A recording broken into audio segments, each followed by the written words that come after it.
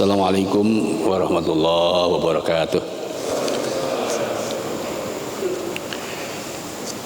Bismillah walhamdulillah wassalatu wassalamu ala rasulillah Sayyidina Muhammad ibn Abdillah wa ala alihi wa sahbihi wa mawalah amma ba'du.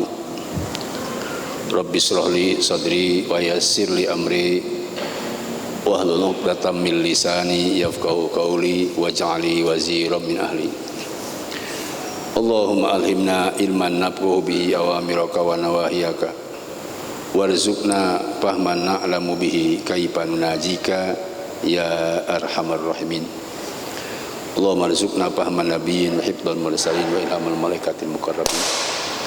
Allahumma akrimna binuril ilmi wa akhrijna min dhulumatil wahmi waftah lana abwaaba rahmatika wa anshur 'alaina hikmataka ya arhamar rahimin. Rabbi ghfirli wa liwalidayya warhamhuma kama rabbayani shaghira walhamdulillahi rabbil alamin. Mari kita lanjutkan tafsir maudhu'i, dan hari ini kita akan membahas surat Al-Maidah ayat 90. Silakan dibuka. Surat Al-Maidah ayat 90. Mari kita baca bersama-sama terlebih dahulu. A'udzu billahi minasy syaithanir rajim.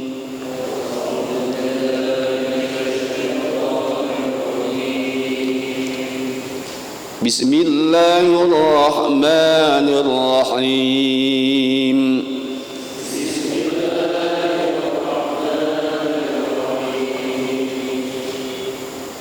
Ya ayyuhalladzina amanu innamal khamru wal maisiru wal anshabu wal azlam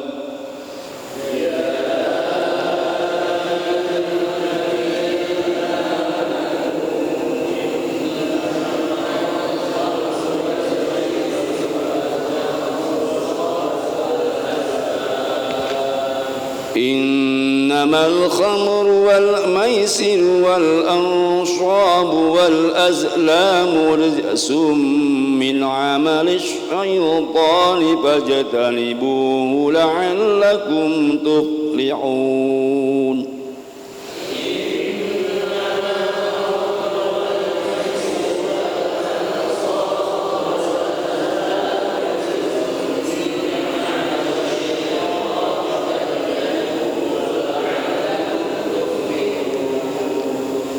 إنما يريد الشيطان أن يوقع بينكم العداوة والبغضاء في الخمر والميسر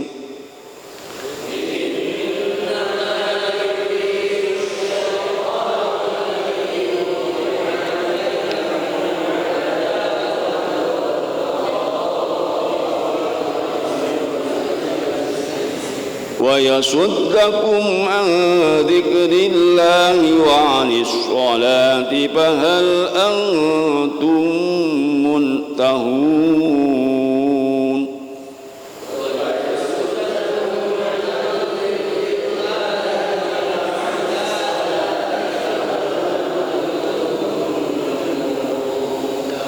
صدق الله العظيم.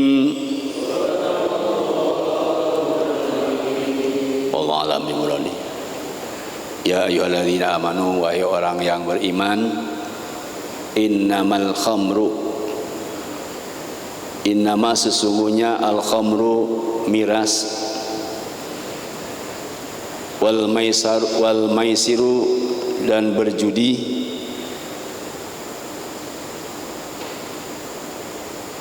wal ansabu dan berkurban untuk berhala, wal azlamu dan mengundi nasib dengan anak panah, rizsun adalah perbuatan keji, min amali syaitan, yaitu sebagian dari pekerjaan setan. Fajtanibu maka jauhilah oleh kamu semua perbuatan setan itu. La'allakum supaya kamu semua, fajtanibu maka jauhilah perbuatan kecil itu, la'allakum supaya kamu semua tuflihun, yaitu berbahagia kamu semua atau beruntung kamu semua. Innama yuridu syaitan, innama hanyalah yuridu menghendaki as-syaitanu setan ayyuki'a agar terjadi ayyuki'a akan menimpakan setan bainakum di antara kamu al-adawata kepada permusuhan wal baghdha'a dan kebencian bil khamri dalam masalah miras wal maisiri dan berjudi wa yasudda dan agar menghalangi setan kum pada kamu semua adzikrillah dari mengingat Allah wa anis sholati dan menghalangi dari mengerjakan sholat. Pahal maka tidakkah antum kamu semua muntahun mau berhenti? Pahal antum muntahun, berhentilah kamu semua dari perbuatan setan itu. Silakan diterjemahkan. Wahai orang-orang yang beriman, sesungguhnya minuman keras, berjudi, berkurban untuk berhala, dan mengundi nasib dengan anak panah adalah perbuatan keji dan termasuk perbuatan syaitan. Maka jauhilah perbuatan-perbuatan itu agar kamu beruntung. Dengan minuman keras dan judi itu, setan hanya bermaksud menimbulkan permusuhan dan kebencian di antara kamu dan menghalang-halangi kamu dari mengingat Allah dan melaksanakan salat. Maka tidakkah kamu mau berhenti? Sadaqallahul azim. Judulnya ini menjelaskan mengapa miras itu haram. Inilah jawabannya. Judul ini sebetulnya dilatar belakangi oleh asbab nuzul ayat dan asbab urul al-waqi'ah di Indonesia. Kalau kita lihat isi daripada ayat ini sebenarnya tidak hanya miras, ada berjudi, ada maudi nasib dengan panah, dan ada berkorban untuk berhala. Tapi nggak keburu kira semua, maka satu saja kita bahas, yaitu tentang al-khamr. Khamr itu artinya terjemahnya minuman keras atau miras. Itu seluruh agama melarang. Hindu, Buddha, Katolik, Konghucu, Kristen, Protestan, Katolik, terutama umat Islam. Dan di dalam Al-Quran ini tentu landasan umat Islam kenapa melarang miras. Yaitu saya kira nanti jawabannya ada pada surat Al-Maidah ayat 91, dimulai dari 90. Kalau kaitan dengan definisi al-khamr, al-khamr itu adalah ma khamar akla, sesuatu yang bisa merusak akal, atau dalam ilmu fikih ma yukhamirul akla, minuman atau makanan yang merusak akal. Menjadi perhatian para ahli ulama Islam sejak dulu tentang terjadinya pekat ini, penyakit masyarakat ini.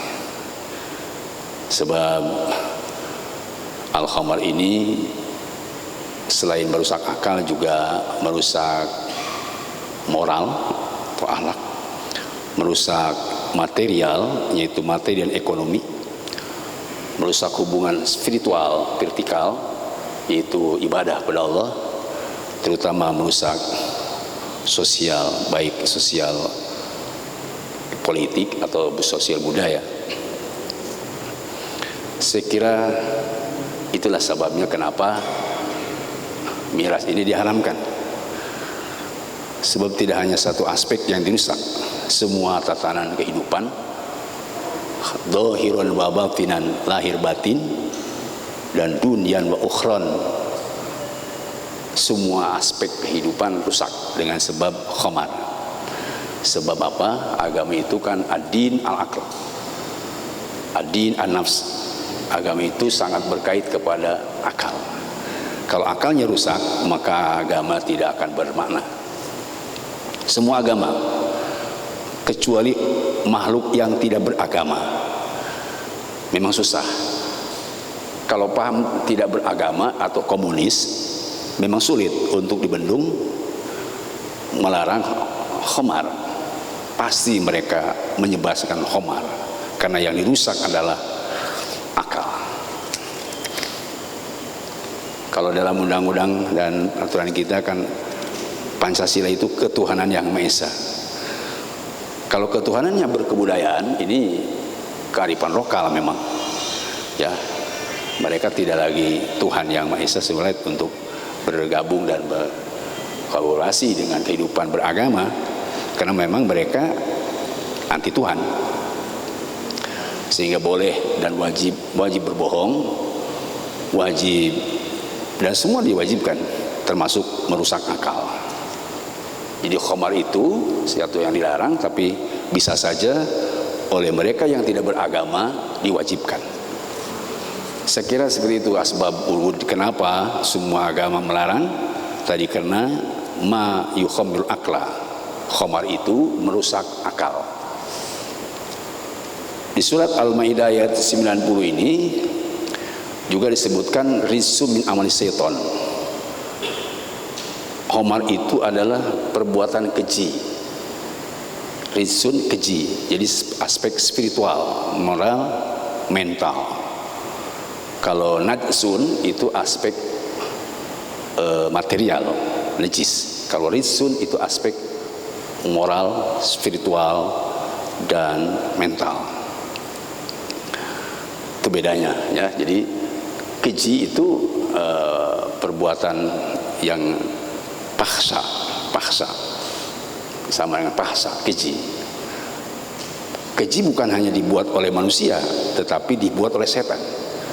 Ya tentu saja kalau kita lihat tujuan setan itu ada 4 di sini. Pertama, setan tujuannya di dunia dengan melalui khamar atau miras itu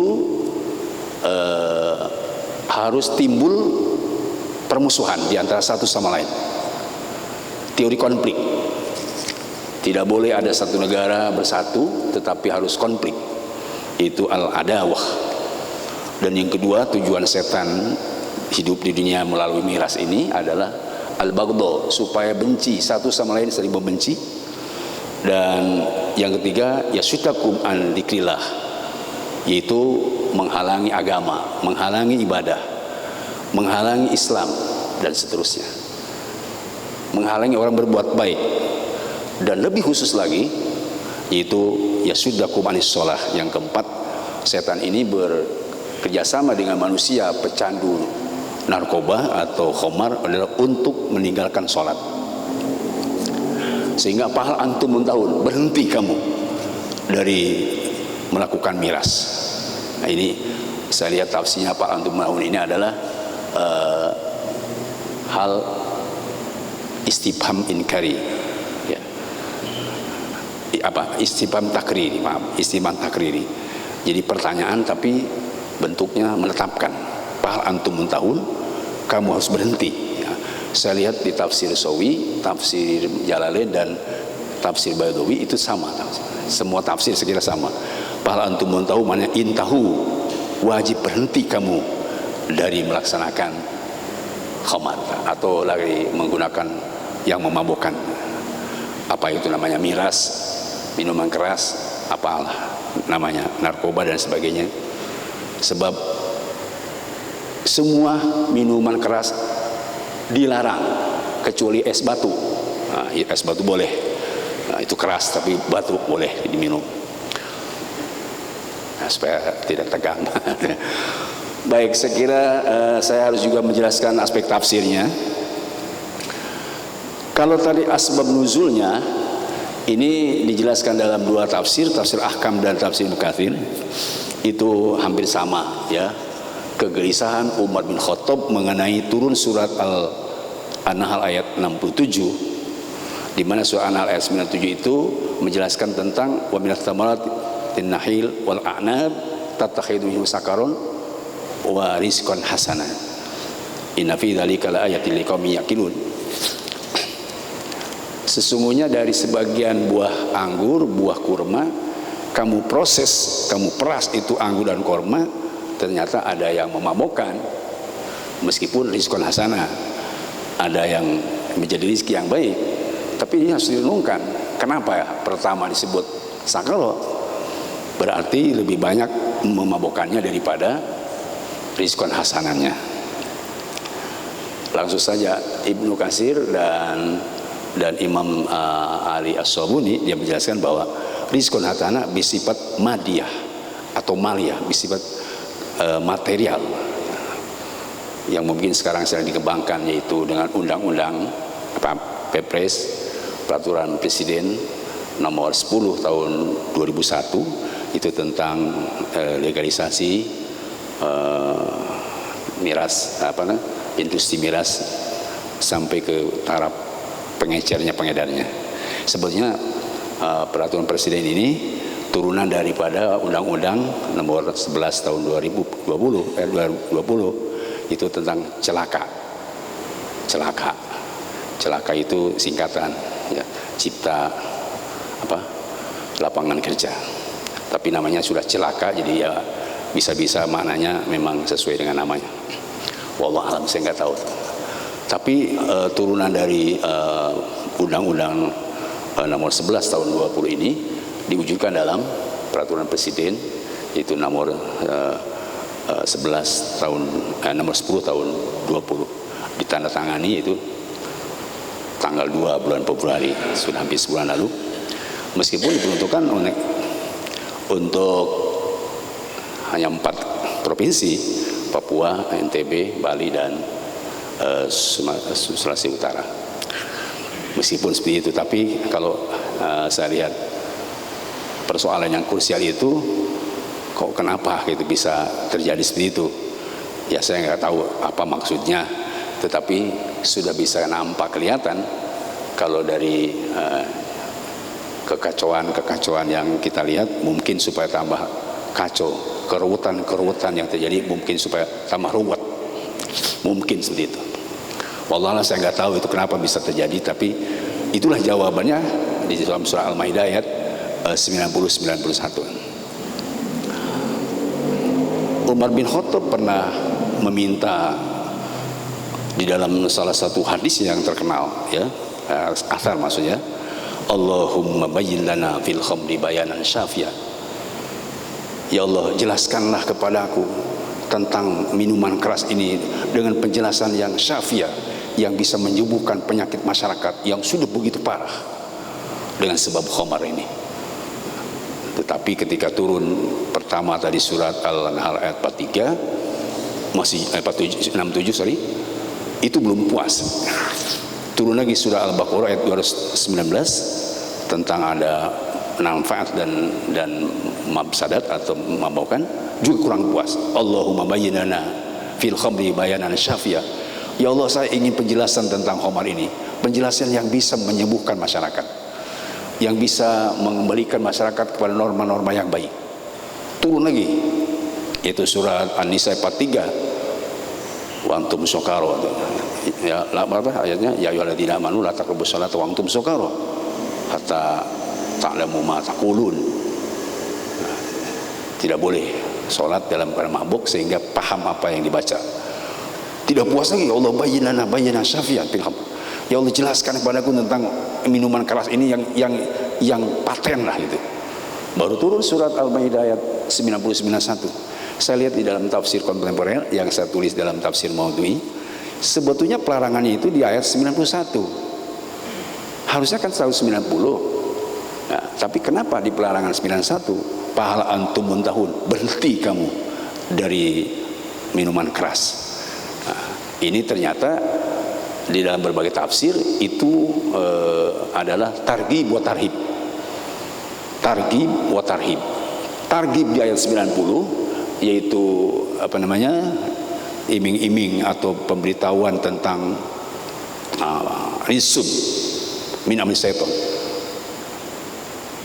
Minuman keras itu adalah perbuatan keji, yaitu perbuatan setan. Itu adalah targhib.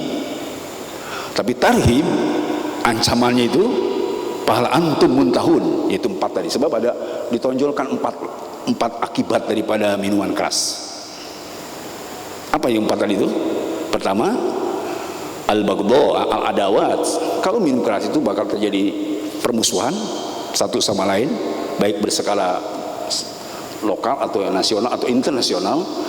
Kedua, baghdha, yaitu kebencian yang tidak akan henti, dendam yang terus menerus dan kesumat, dan akan terus terjadi perang 1, perang kedua, perang ketiga, dan perang ke-5 sampai 10 sebab akibat al-baghdha. Dan yang keempat, yang ketiga tadi, ya suduk antikrillah, memang setan menghalangi jalan yang benar, zikir pada Allah atau Islam. Dan yang keempat itu tadi, larangan sholat. Makanya pahala antum muntahun, itu ayat 91, berhenti kamu dari minuman keras. Sehingga tafsir Ibnu Katsir dan tafsir-tafsir lain saya kira sama. Proses turun ayat khamar ini tidak sekaligus. Imam Ali As-Sabuni mengatakan kalau sekaligus mungkin orang tidak berhenti. Kalau tidak tadrij wa tartib, tidak tartib wa tadrij itu tidak tersusun dan tidak cara proses yang mudah, susah, lebih susah, dan tambah susah. Mudah, keras, lebih keras, dan sakingnya tambah keras. Kata Ali Sabuni, kalau sekaligus daf'atan wahidah mungkin la nad'u minal khamri abada. Orang tidak mungkin meninggalkan minuman keras selamanya. Tetapi dengan sebab dari 4 ayat turun tentang khamar, maka kemudian orang bisa berpikir 2-3 kali kalau tidak berhenti dari miras. Apa yang pertama tadi? Coba kita lihat surat An-Nahl ayat 67. Kan kalau wa min samaratin nahili wal a'nab tatahidu minhu sakaro wa rizqan hasana, ini kan sebetulnya boleh diminum. Bahkan pisau di Islam ketika di Mekah itu masih menjadi idola minuman keras itu, ya, menjadi idola yang beralkohol itu, ya, halal malah dihalalkan waktu di Mekah. Tetapi ya di Madinah sudah beda. Begitu datang ke Madinah, maka turun surat Al-Baqarah ayat 219. Kenapa? Yang dihalalkan itu ternyata memang ada seperti dampak yang kelihatan di dalam surat An-Nahl 67. Dampaknya apa? Dampaknya kok tidak positif gitu. Banyak hal-hal negatifnya.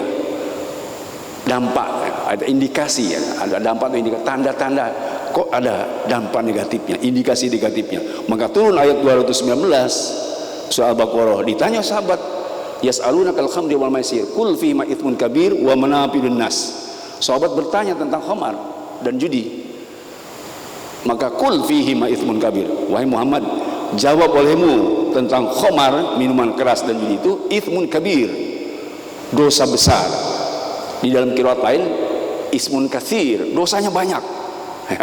Ada kabir dosa besar, dosa katsir banyak. Jadi saya kira minggu lalu sudah jelaskan, ya. Antara katsir, kabir ini qiraat sab'ah. Dan manafi'un nas, ada manfaatnya.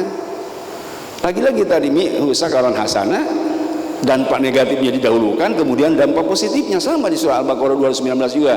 Ada manafi, ada kemanfaatannya dan ada kemadaratannya, yaitu ada kemandaratan lebih dulu ismun kabirnya, kemudian ada manafir nas. Dengan turun surah Al-Baqarah 219 ada sebagian kelompok minuman keras terus tidak henti-hentinya, ada yang berhenti. Kenapa? Itu kan ada manafi, ada manfaatnya sehingga mereka minum terus.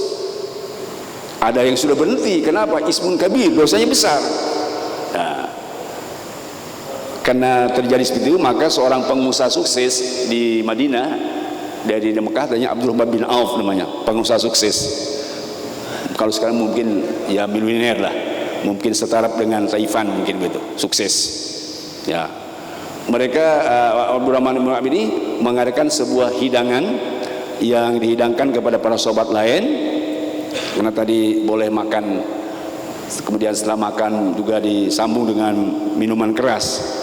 Ya, sampailah waktu sholat maghrib. Pas sholat maghrib ada seorang yang ditunjuk supaya jadi imam.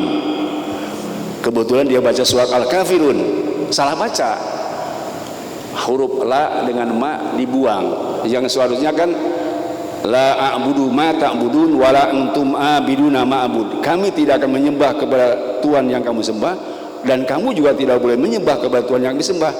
Normalnya kan begitu. Ini la-nya dihidangkan. Qul ya ayyuhal kafirun a'budu ma ta'budun wa antum abiduna ma a'bud. Wahai orang kafir, kami mau menyembah kepada Tuhan-Tuhan yang kamu sembah, kamu juga boleh nyembah kepada Tuhan kami yang kami sembah. Jadi kacau mananya. Kenapa? Minuman keras, gara-gara narkoba, gara-gara minum arak. Tahu namanya? Ya mungkin dulu juga kalau bisa dikasih label bisa bintang atau apa, bir bintang atau mungkin belum ada. Sebab di dalam hadis lain kan akan ada yang menghalalkan bir, menghalalkan khamar yang namanya dengan yang lain.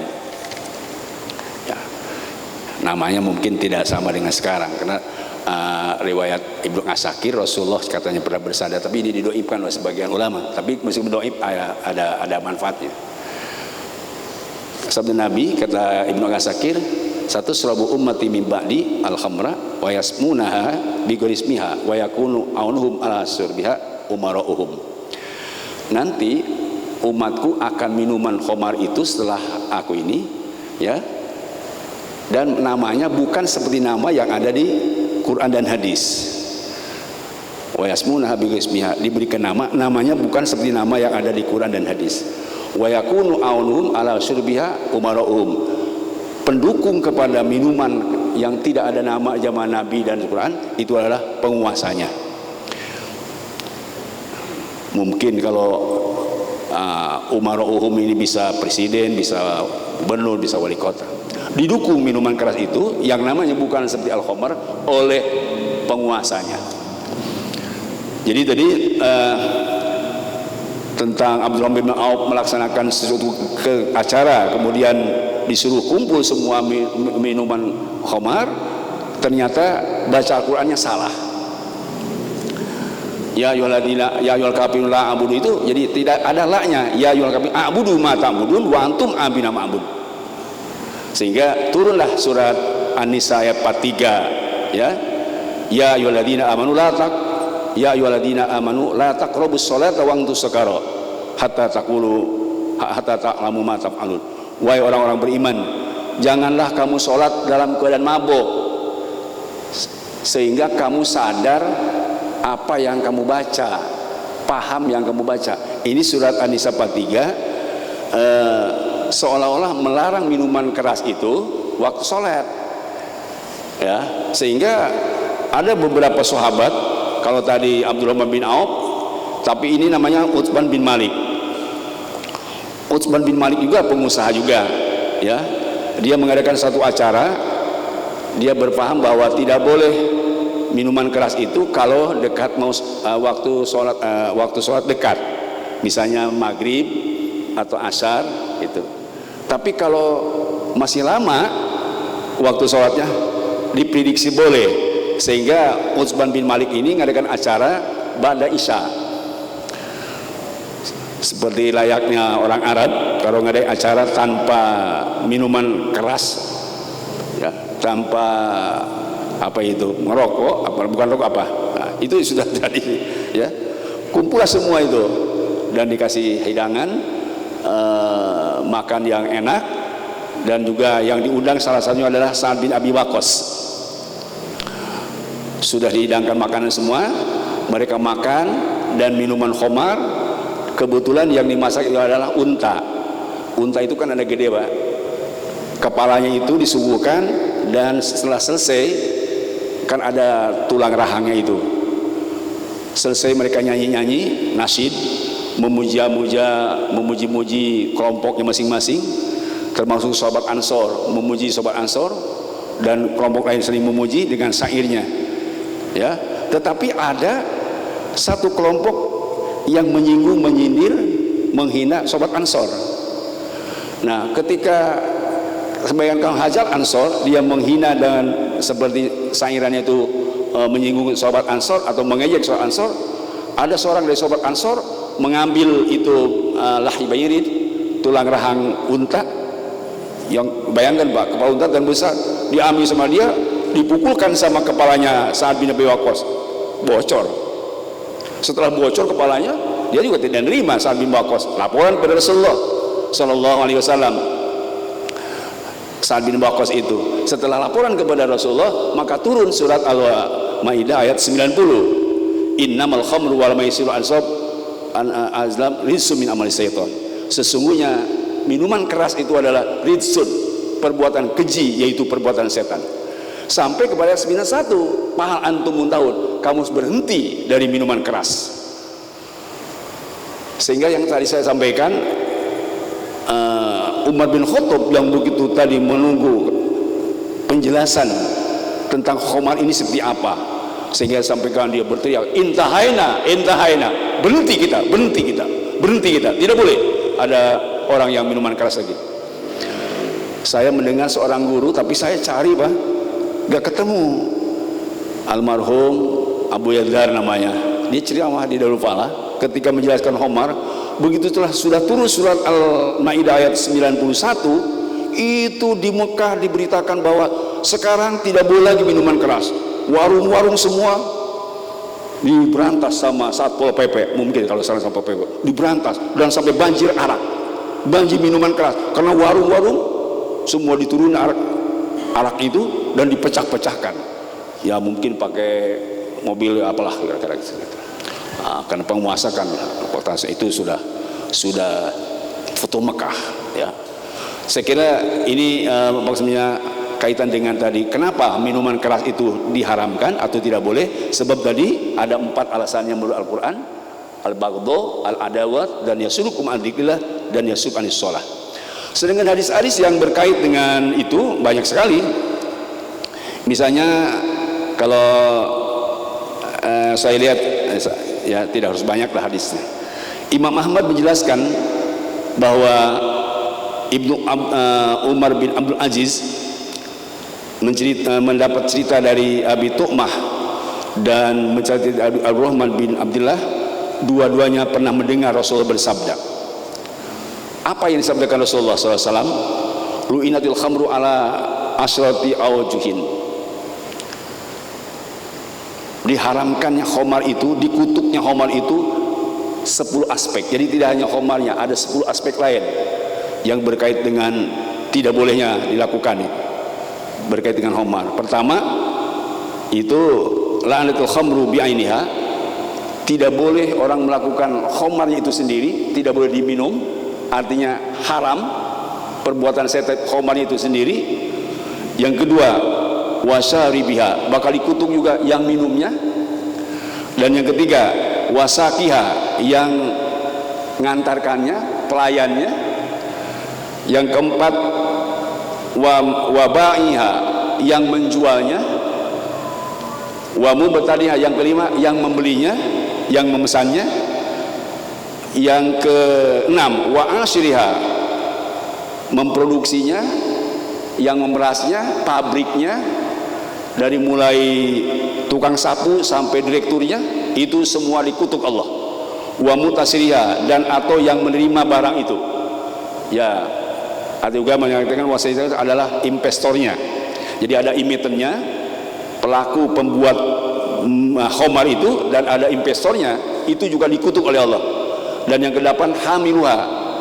Hamiluha itu ya distributor atau supir yang membawa khamar di mobil box, itu juga dikutuk oleh Allah. Wal mahmulatu alaih, atau para penadah. Ya apa kalau penadah itu biasanya grosir ya. Saya kira grosir semua itu kena. Dan yang terakhir, wa akalu thamaniha, yang makan hartanya atau makan harganya. Bahayanya dari hasil miras itu kan nanti jadi pajak. Setelah pajak itu dikumpulkan oleh negara dan diberikan ke kiai-kiai, ke ustadz-ustadz, ke santri-santri, itu berbahaya. Ustadz, kiai, santri yang makan pajak dari hasil minuman keras dikutuk juga oleh Allah. Masya Allah. Jadi luar biasa memang. Makanya 10 aspek yang dikutuk oleh Allah itu, ya itulah dijelaskan oleh Imam Ahmad. Ini riwayat Abu Daud dan Ibnu Majah. Hadisnya cukup sahih dan saya sering sampaikan di tempat-tempat lain. Ada juga hadis yang menjelaskan tentang ancamannya. Itu dari Abdullah Umar bin As dari Rasulullah SAW. Man taraka sholata sakara marran wahidah, barang siapa orang yang meninggalkan sholat satu kali kena mabuk. Satu duhur tidak sholat kena mabuk. Kakannama kanat ahud dunya wa amma alaiha, seolah-olah dia sudah punya dunia semua isinya. Tadi dengan sebab dia usaha ibadah tempat sholat, dia seolah diberi dunia bersama isinya. Karena gara-gara meninggalkan sholat satu kali sebab tadi minuman keras, maka pasalabah, dicabut itu semua harta kekayaannya dan semua ganjaran pahalanya, sebab gara-gara meninggalkan sholat satu kali dengan sebab minuman keras. Wa mataka sholat karan arba marul, barang siapa yang meninggalkan 4 kali, bukan satu hari Pak, satu hari waktu, 4 waktu, maka kan hakon Allah ayyusikahu min tayyidil hibal, maka akan diberikan masuk neraka dan diberikan tinatul khobal, yaitu dari nanah, darah dan kotoran manusia yang ada di neraka, diminumkan kepada orang yang meninggalkan sholat 4 kali waktu karena gara-gara minuman keras. Ada lagi hadis salah satu layan baru, dan Allah ilahi yang pertama. Ada 3 kelompok memang oleh Allah tidak akan diperhatikan di kiamat. Pertama yaitu al-aqul walidi, orang yang durhaka kepada orang tua. Kemudian yang kedua wal mudul khamri, yang terus menerus minum arak. Dan yang ketiga wal manan bima aqta, selalu mengharap pemberian orang. Ini bahaya Pak, yang 3 ini. Ya, bahkan di dalam hadis lain tidak akan masuk surga orang yang al-manan, mengharap pemberian orang, atau yang minul khamri, yang terus menerus minum arak. Dan yang ketiga tadi apa? Yang berdurhaka sama orang tua. Di dalam hadis lain Rasulullah bersabda, ya, man saribal khamra lam yarallah anhu arba'ina lailah. Barang siapa orang yang minuman keras, Allah tidak redho selama 40 hari 40 malam. In mata kafiron, kalau dia mati sebelum tobat sebelum 40 hari, maka matinya mati kafir. Wa in ada kan haqqan 'ala Allah ayyusikahu min tin, kalau dia wa in tabal, kalau tobat Allah akan diterima tobatnya. Tapi kalau terus menerus, dia akan mendapatkan ancaman dari Allah Subhanahu wa taala. Kesimpulannya ada 4 hal yang diperhatikan oleh kita. Pertama, hikmah daripada ayat yang tadi dibaca, ternyata minuman keras ayatnya ada 4, itu adalah proses supaya kita paham tentang bahaya daripada khamar ini. Ya. Yang kedua, hikmahnya adalah sebut manfaat itu, manfaat itu adalah ternyata ada keuntungan, memang ada materi yang bisa dihasilkan, tetapi itu istidrak. Ini yang kedua kesimpulannya. Dan yang ketiga, kita perlu ingat, Islam tidak hanya butuh harta. Asman wa agla syai'un fil insan aqluhu. Yang penting manusia adalah akalnya cerdas dan tidak gila. Apabila manusia tidak berakal, gila akalnya karena minuman keras, atau mungkin melegakan minuman keras, itu kal hayawan, seperti hewan, seperti binatang. Nauzubillah min dzalik. Sebab apa? Hadis Nabi yang sahih, al-khamar umul habais, bahwa khamar minuman keras adalah induknya segala kejahatan. Ya, sedikit meskipun sudah waktu supaya ingin jelas. Ada seorang yang ahli ibadah lalu digoda oleh seorang perempuan, masuk dia ke dalam kamarnya lalu dikunci. Di situ tidak ada siapa-siapa. Saya masuk ke sini tujuannya adalah untuk supaya kamu menggauli saya. Seorang yang ibadah, kiai itu nggak mau. Tetapi seorang perempuan yang pelacur itu membawa arak dan pisau, juga bawa teman seorang gulam itu anak kecil. Kalau kamu tidak mau menjinahi saya, bunuh saya. Kata si ulama, jangan bunuh, zina aja gak mau saya. Kalau begitu, ini ada saya sedikit arak, minum sama kamu. Pasti minum. Lagi dong, minum lagi.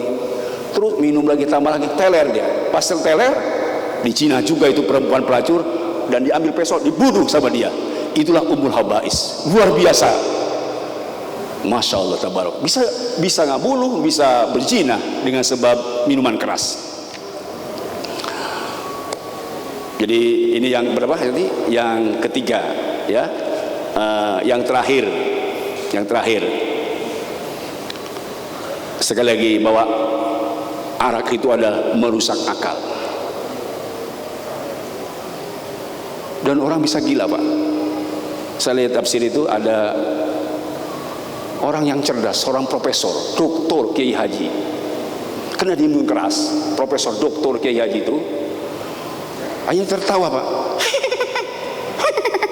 Jadi maaf, cicili kita kan terbuku, bengong, ketawa kayak gitu. Ini seorang profesor doktor Kiai Haji. Lalu dia apa itu? Mencuci muka, mandi sabun dengan kotorannya, mencuci muka dengan air kencingnya. Dia berdoa, Allahumma ij'alni minat tawabin waj'alni minal mutatahhirin. Ya Allah, jadikanlah saya ini orang yang suci lahir batin, padahal mandinya dengan air kencing dan sabunnya dari kotoran. Itu akibat minuman keras. Bisa gila itu ulama itu. Atau dia melegalisir mungkin minuman keras, bisa gila juga ulama itu. Nauzubillah min dzalik. Ada juga orang yang seorang ulama juga, ulama kiai haji, profesor doktor, karena dia melegalisirkan tentang ihomar, lalu dia dekati oleh anjing, dijilat-jilat mukanya oleh anjing. Apa dia katakan? Akramakallah kama akramtani. Semoga Allah memuliakan engkau sebagaimana engkau telah memuliakan saya. Padahal dijilat oleh anjing. Nauzubillah min. Itulah akibatnya kenapa khamar itu diharamkan. Ini jawabannya. Mudah-mudahan Bapak semua paham. Mari kita ku anfusakum wa ahlikum nar. Jaga keluarga kita dari api neraka, di antaranya khamar yang merusak tatanan sosial, tatanan moral, tatanan material, dan tatanan vertikal. Hubungan kita boleh rusak, tidak bisa ibadah. Hubungan materi ekonomi hancur lebur, politik acak-acakan, dan akhlak becat akibat kena minuman keras. Yang sinting tidak ada yang sembuh, malah tambah gila, matinya konyol. Yang akal sehat pun bisa jadi sinting akibat kena minuman keras. Nauzubillah min dzalik. Subhanakallah wa bihamdik asyhadu an la ilaha illa anta astaghfiruka wa atubu ilaik. Wassallallahu khairu khalqi sayyidina Muhammadin walhamdulillahi rabbil alamin. Assalamualaikum warahmatullahi wabarakatuh.